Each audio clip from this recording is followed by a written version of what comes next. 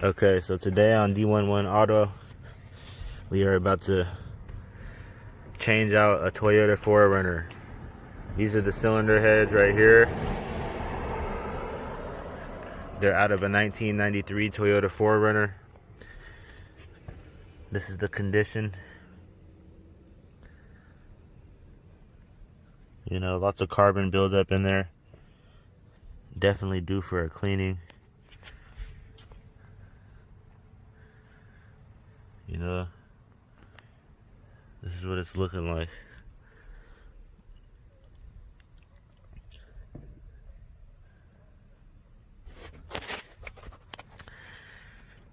Yeah, so we're gonna have to take this to the machine shop to get machined to a straight, flat surface, because you can clearly see there's some warpage in here.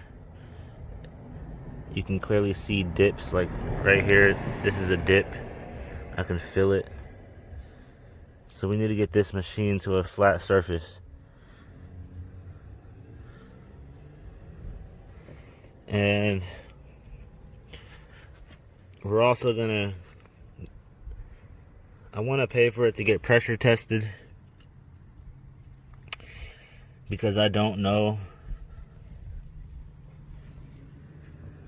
Whoa, some of these bolts are missing. You see that? An Asian dude. Alright, today, you see what it is? We're working on a Toyota 4Runner 1993. Got my cousin Tyrese helping me on this one. And we're going to start off first by cleaning the cylinder head surfaces where the head gasket meets the block. We got to get that as clean as possible. As you can see, there's a lot of built up. I don't know if that's oil or coolant or both. Alright, we got our new valve cover gasket installed. As you guys can see, we got them installed on both heads. You don't need to put any liquid gasket in, you just set it into place. And that's the perfect seal for your valve cover.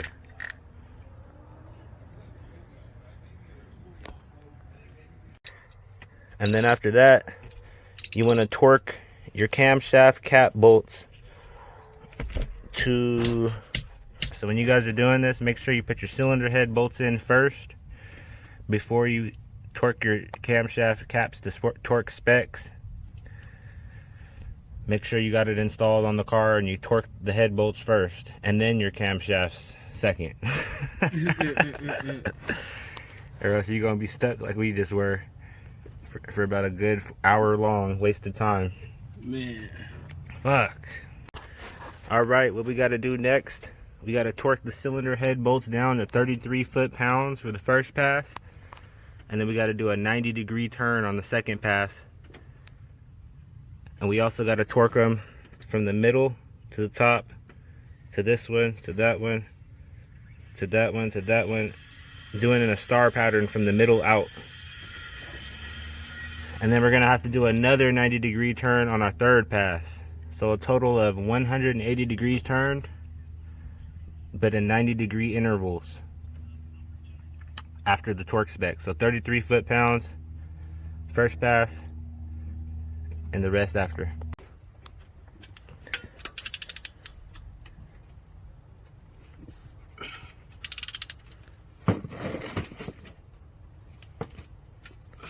Keep your hand like pressed against that so it clicks.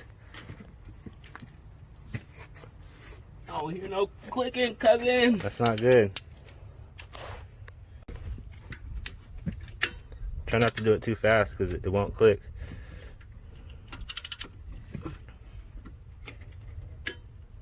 I think you're there. Yeah. Did you do the bottom right? Alright, we're torquing the last bolt to 30 foot-pounds. Tyrese is doing the honors. And then we got to do another pass of 90-degree turns. This one's hard to get to, man. And then on this side, we still got to do one more pass. We already did the 90-degree turn, but we need to do one more 90-degree turn on this side. On this side, we got two 90-degree turns to do. He said two? Make sure when you guys are putting on your valve cover gaskets that you put a coat of gasket in the corners and on the round part. Even though the gasket, even though they tell you to dry fit the valve cover gasket, from my experience, I've noticed a lot of the gaskets leak from the corners and the round part. So we're going to put some gasket material in those spots, guaranteeing that we're having no leaks. Hey. All right, so here we are on day 2 of this head gasket job. 1993 Toyota 4Runner. This is the fuel rail setup right here. There's 2 fuel injector rails that connect to this center piece, and this center piece connects to the cylinder heads. Both cylinder heads connect on the bottom right there. That's where both cylinder heads will connect at. I've already scraped it clean of all the gasket. I got it as clean as I possibly could. Wiped it clean with some cleaning solution. And where that connects to is right here. That center piece connects right here. That's the fuel injection. But before I connect that, we got to connect this knock sensor, which I'm trying to figure out where that goes now. The cord itself looks pretty damaged. Alright, what I'm doing now is I'm tightening down the exhaust bolts hand tight on both sides. Then once I get those hand tight, I'm going to go ahead and install that center fuel rail. Okay, so on my last visit, I put gasket sealant in between here and here. And also on this other side, well, actually the other side didn't need liquid gasket because it had a gasket for it, so no liquid was needed for that side. We got all the parts installed. This is the fuel rail we're looking at. And now before you install the fuel rail onto this car, another thing is I had to get a new knock sensor as well. That's the new one. The old one, wires were showing busting through the tape, so we couldn't reuse it. But the way the knock sensor sits is right below this gasket. It sits in that little rectangular square slot right there. And the gasket goes right on top of that. So that is how it sits. If you guys were confused on how that sits. And then the knock sensor connects right here underneath the air intake to these 2 spliced connections. Somebody made these. I didn't do this. Somebody made these, and you know, as long as they're working, I don't see a problem with using them. Especially if we don't have the right clip. And we had to order brand new bolts for this one because the old bolts were stripped, and so were the holes in the old cylinder head. So I wasn't going to reuse those old bolts with these 2 new cylinder heads, so that was a no-go. So that's what the bolts are looking like. If you ever wanted to know, or if you misplaced one, or you know, you forgot what it looks like, this is what the bolt looks like to the fuel rail.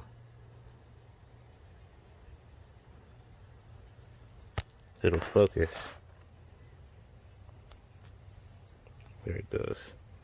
Alright, now after installing the fuel rail and trying to get these back bolts on, I realized there's no way for me to tighten them because it's underneath that back piece.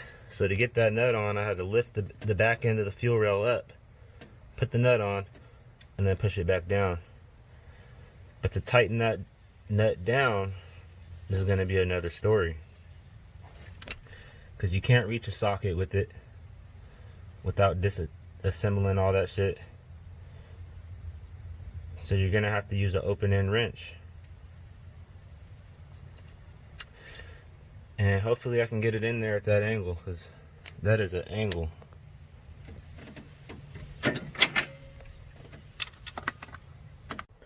Alright, so the intake manifold bolts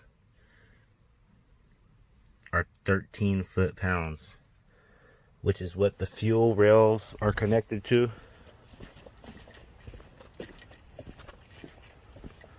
So this is not called your fuel rail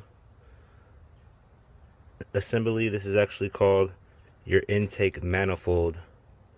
This is the air intake right here. The fuel rails connect to the air intake. It's not always like that on every vehicle, but for this vehicle, that's how they designed it. So yeah, these nuts are 13 foot-pounds. Go ahead and tighten those down to torque specs, and then we can proceed forward.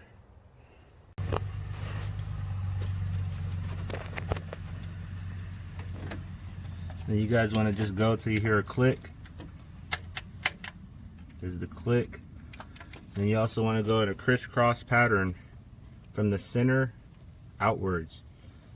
So this will be your 1 over here, 1, 2, then you go to the left, 3, 4, then you go to the right, 5, 6. You just keep going out like that as you're tightening it down so it can tighten evenly. That's the purpose of that.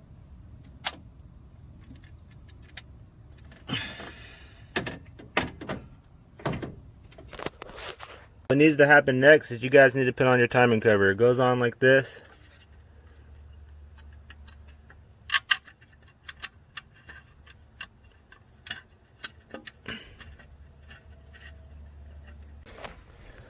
Alright, I keep on jumping forward too fast and forgetting to record, so this is where we're at now. I just took the belt tensioner off.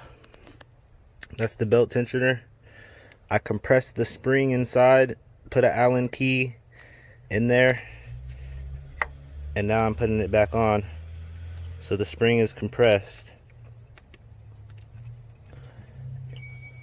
So all we got to do is pull that Allen key and it'll put tension to the belt. And then, yeah, after this, now that we got the belt tensioner ready to be tensioned,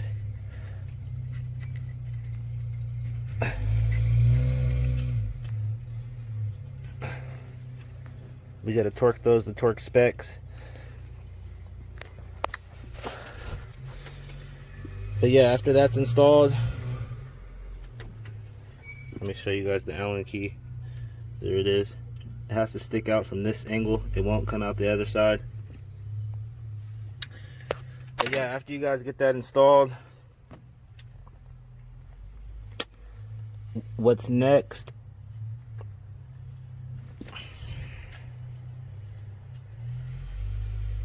is we got to torque the exhaust manifold bolts to 29 foot-pounds. So let's do that. All right, now before we install the air intake, aka the EFI, we want to make sure that we get all these bolts cleaned of all the residue, because that'll affect your torque specs. So at the end of every threads, make sure they're all the way clean of all debris. That's what it looked like before. That's after. So make sure you guys are cleaning your threads so it doesn't affect your torque specs. Another thing you want to do is clean the surface of all oil. Any oil left on that surface where the gasket meets, that'll create a heat spot. And as it gets hot, it'll be extra hot in the spot where the oil is at. So make sure you get your surface completely clean of all oil.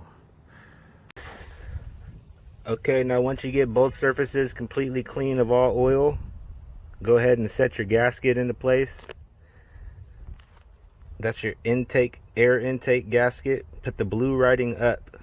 That way, you know, the other gaskets, the blue writing was facing up. So I'm just gonna do the same orientation as the other gaskets. And then go ahead and put your air plenum on, aka EFI. Alright, actually before we connect this EFI, we're gonna have to attach all these connections back here. I I almost went too far ahead, and that would have set us back right there. But yeah, make sure you attach your sensors first. This one, the one in the back, those come off of the right side fuel injector rail. Let me just show you guys. Here's the left side. You got your 3 fuel injectors on the left, and you got your 3 fuel injectors on the right. Here's your knock sensor connection and the knock sensor wires. This piece right here attaches to the EFI, the throttle body position sensor. So that's your throttle body position sensor clip right there. This one goes back there on that little single prong. Let me show you.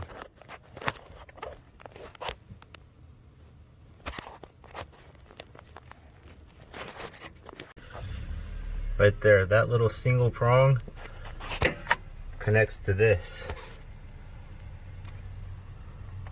There's only one slot, and it's right there. So that single prong goes in there.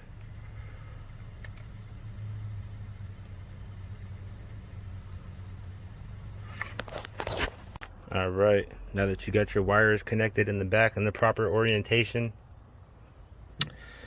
let's go ahead and install that EFI. I already got it lined up to the bolts. Now I'm just threading them in. It's looking like we're missing a couple bolts too. Where did I see that? Right there. There's a bolt missing. There's probably another bolt missing over there, huh? Yep. So those bolts got to get found.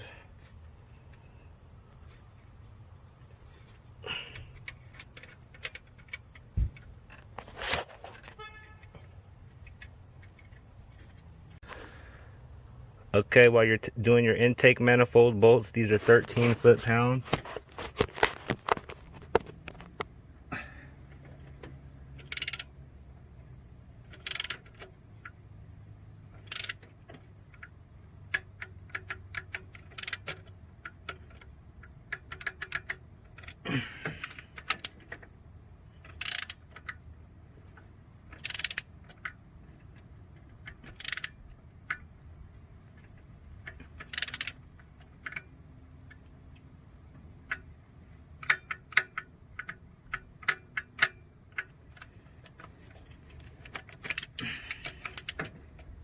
Okay, another thing you want to do before you put the EFI on, which I almost forgot to do, is you want to make sure your fuel connection is connected. I didn't even have this connected.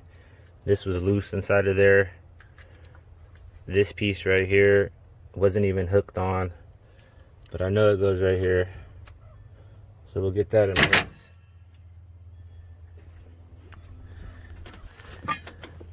And then this bolt right here on top of the valve cover, this bolt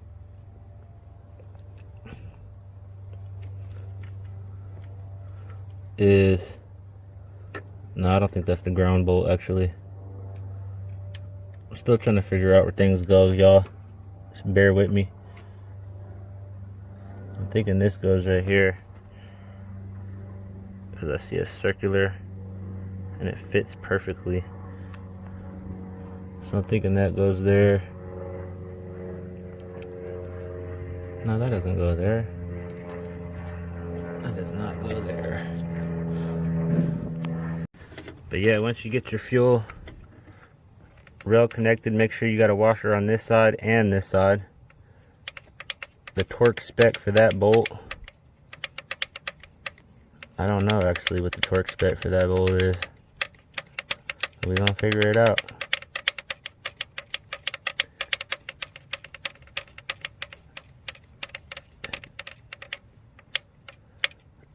So yeah, just get it as tight as you can by hand. And then this piece, I couldn't figure out where it goes for the longest time, but I finally figured it out. Another thing you guys got to realize is I never worked on this exact car before, so, and also this job was already halfway done before I started it. which is why you guys are only seeing the assembly of it and not the disassembly. So please bear with me, you know? Give me a break. But look, that's where that connects to. There's a washer right there on the right, washer on the left. So that's how you know that's a fuel connection. So that's where the fuel connection goes, just so you guys know. And then we got all these tubes.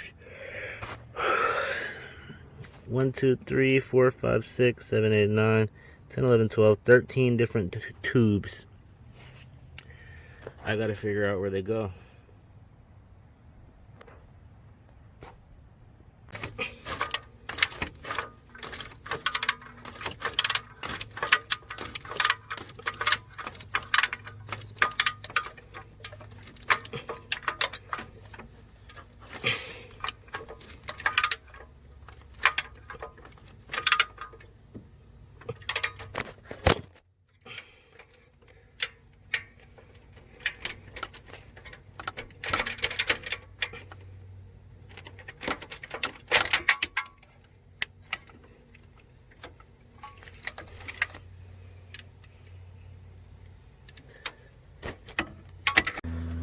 Okay, now we're ready to install the plenum,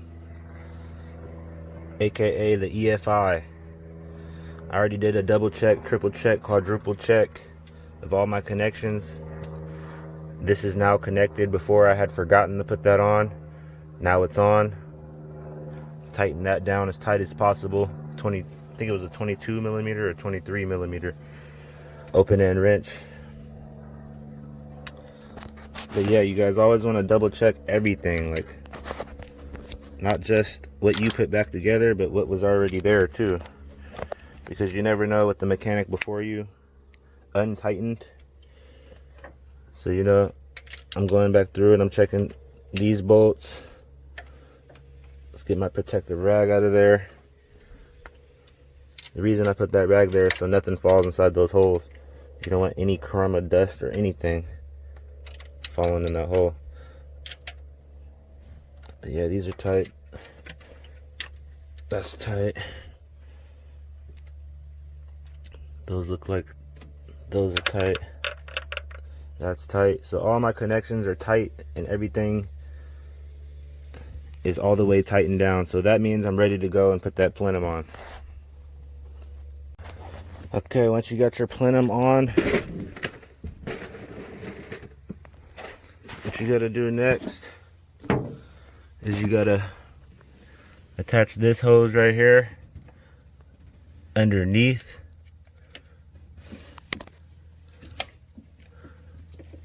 I don't know if you can see, but it's right under there. Move this out the way. That's where the hose connects at, right there. So that hose connects there. Make sure you get that on.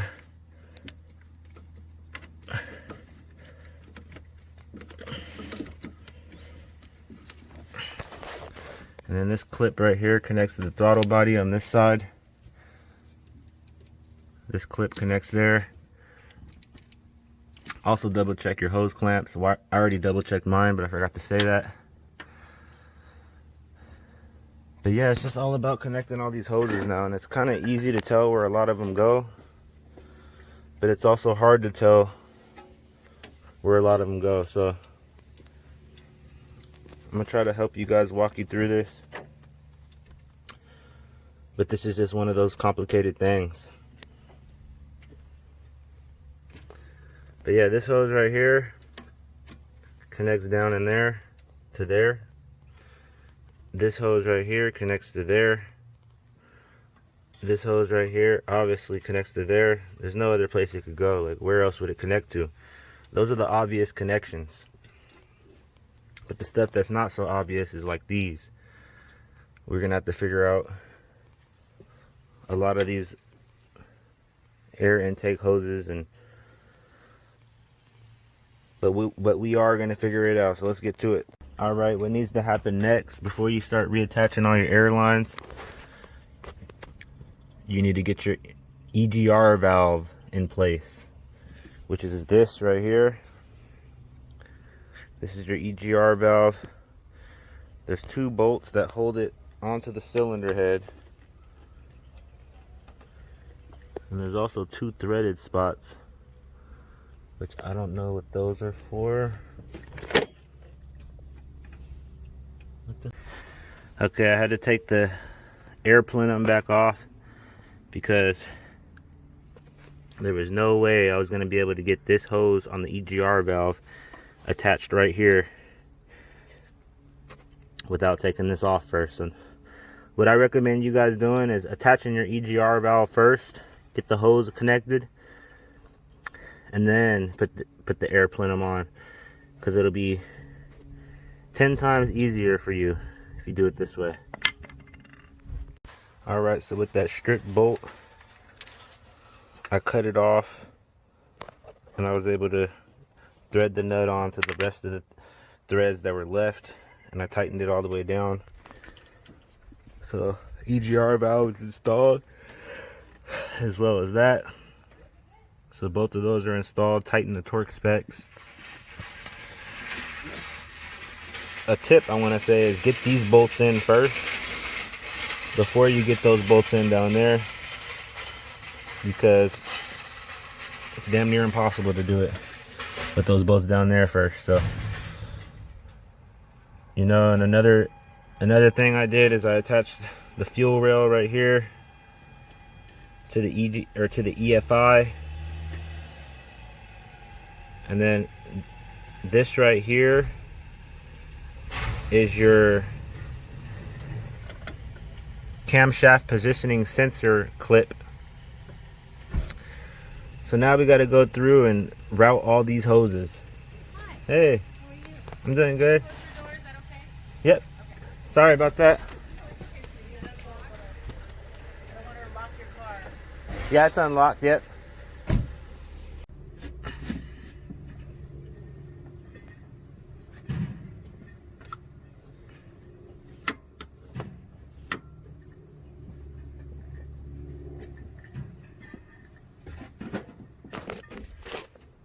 Okay, now I'm about to start attaching hoses. This hose goes here. This hose goes here.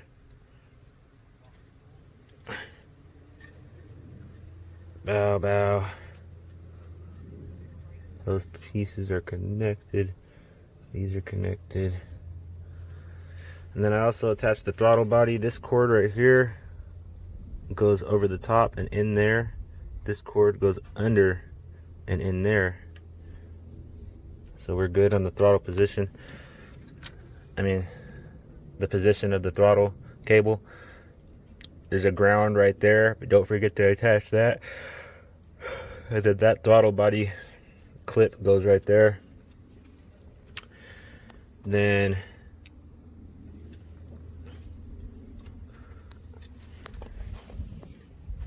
over here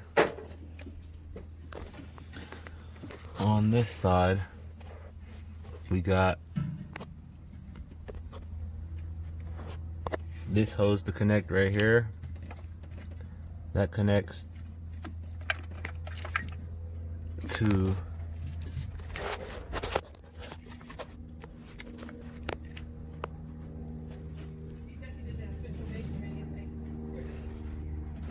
there it is. It connects to that tube right underneath the throttle body. This hose in my hand connects to that tube underneath the throttle body. Then there's a clip in the back of there that needs to get connected. Right here. This clip. That's your throttle position sensor clip. Then after that,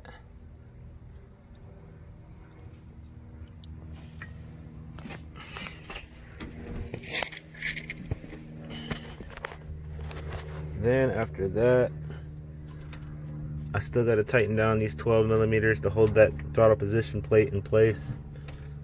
This cord right here attaches to this little plastic straw looking thing right here.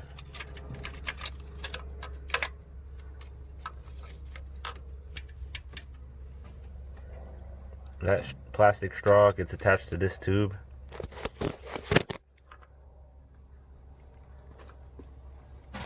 Now that's connected.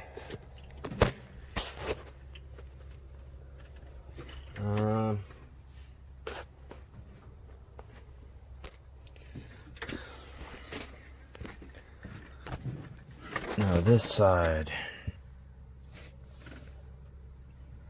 we got 1, 2, 3, 4, 5.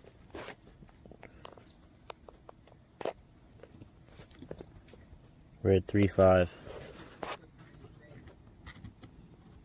And it needs to be 3, 2.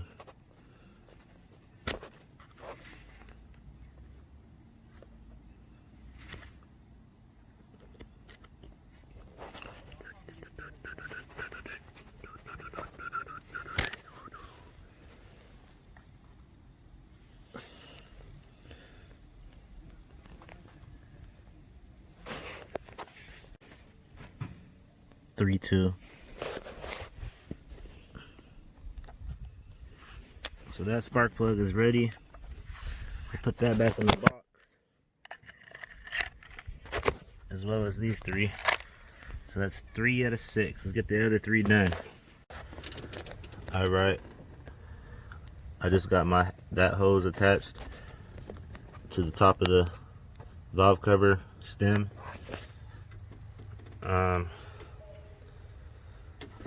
Another thing that I just did is I tightened down this power steering bolt. I'm about to tighten down this bolt, and then we gotta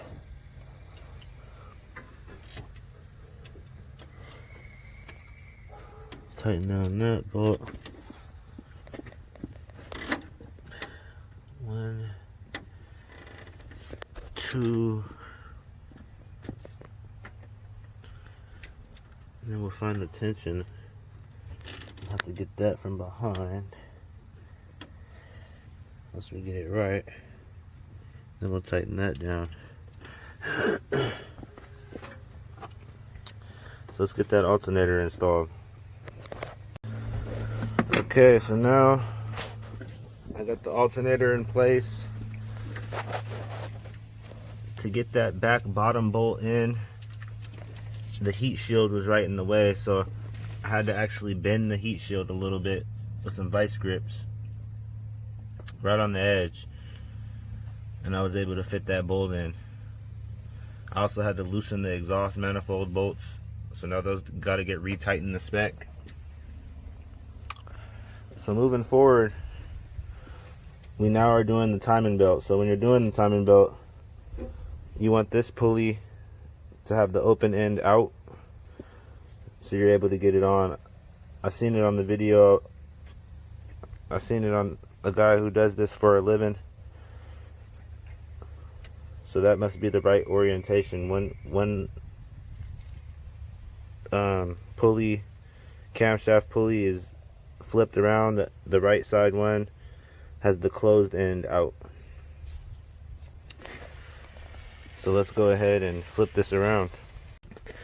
Okay, so what I'm doing first, before I put this timing belt on, is I'm gonna line up this left pulley timing mark with the timing mark right there. That's what you need to line up to. Here's the mark on the pulley. It's a little indentation. So I need to go once over.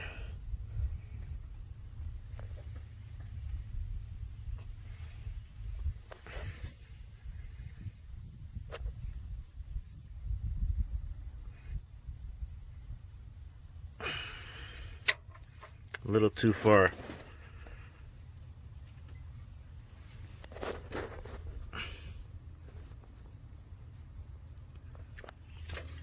Still a little bit too far to the left,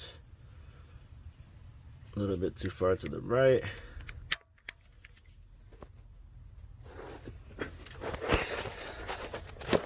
Let me put this down for a second. All right, now we're perfectly lined up. You guys can see we are perfectly lined up. So now that we got that in place, what you want to do is tighten the camshaft pulley so it doesn't move, which I'm using just a pair of vice grips. Since you're going to be tightening it to the right, you're going to want to have pressure going the opposite direction, so you're going to put it on the left side. Don't need to be too tight. And then I can get this to hook to sit down. Where can I put you?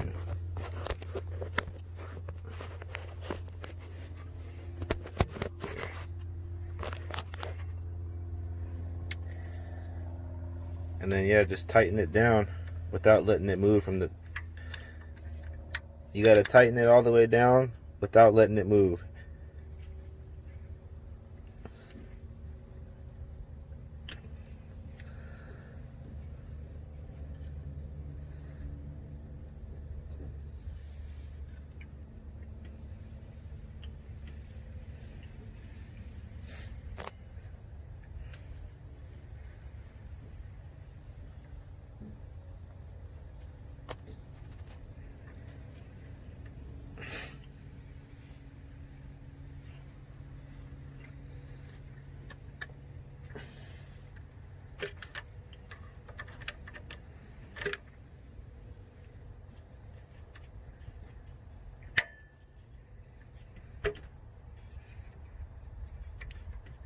Damn it.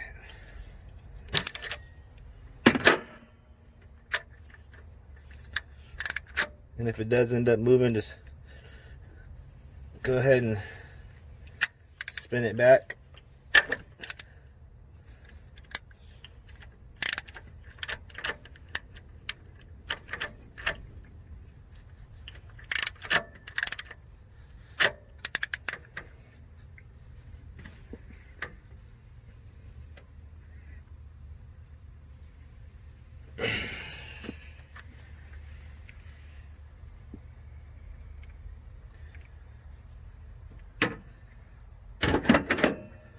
Okay, now with that in place and it's all the way tight, I can't get that off by hand, so it's tight as I can get it for now until we can get it to torque specs.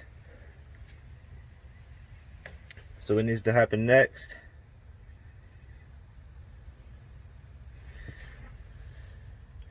is we put on our timing belt.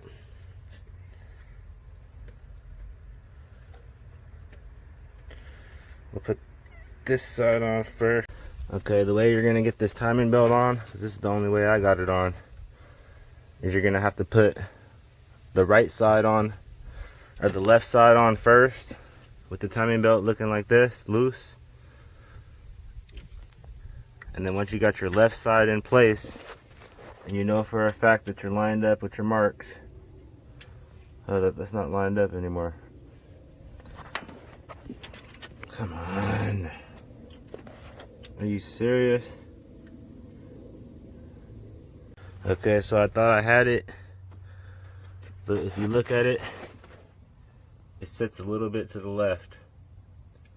So when I put them on, they were directly lined up, and then once the tension of the belt actually took place, they pull to the left. So my advice to you is to line them up a little bit to the right as you're putting it on. Then once that tension of the belt hits, it'll be perfectly lined up. So let's try that again. Alright, so before they were perfectly lined. Now I got it sitting a little bit to the right. On this one, it's sitting a little bit to the right. So once that tension of that belt hits, it'll be perfectly aligned. So now that I got the camshafts where I want them, now I'm going to go ahead and put this belt on. And let's see what happens. Alright. It's looking like they're perfectly aligned. Okay, we got the timing correct.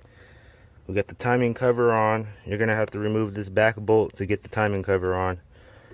Then once you got the bolt off, you can get it on. You gotta put RTV or, you know, some type of gasket sealant right here, because this is the coolant passageway. We don't want no coolant leaks. So, you know, make sure you do that. Takes an hour to dry. So now that I'm past that part, you know what's next is getting this alternator installed. It just connects right there, and then the mounting bracket or the tensioning bracket goes right there.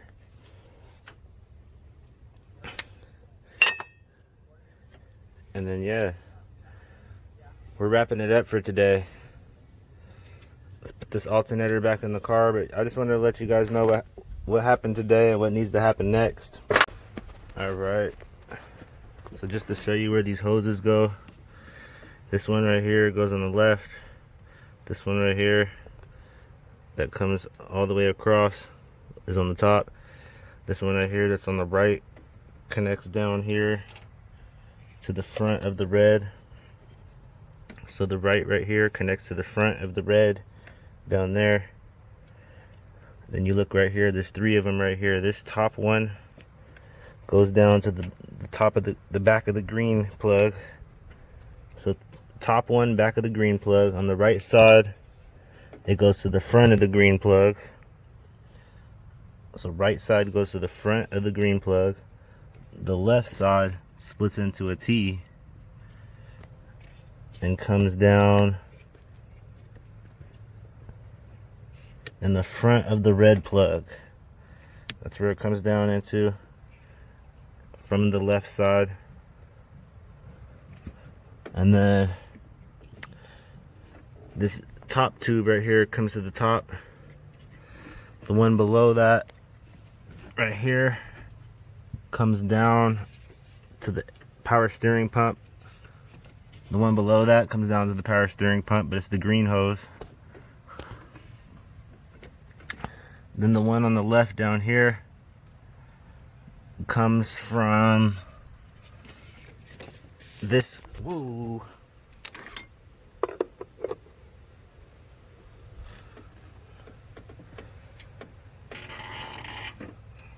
Yep, so the one on the left right here, almost sparked myself, y'all.